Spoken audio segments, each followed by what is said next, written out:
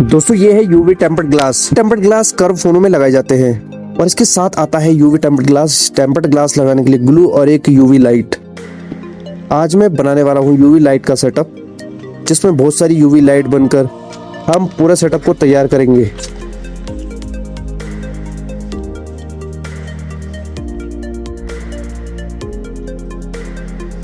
सबको बॉक्स में चिपकाने के बाद अब पॉजिटिव और नेगेटिव का अलग अलग वायर से ट्रैक बना लेना है।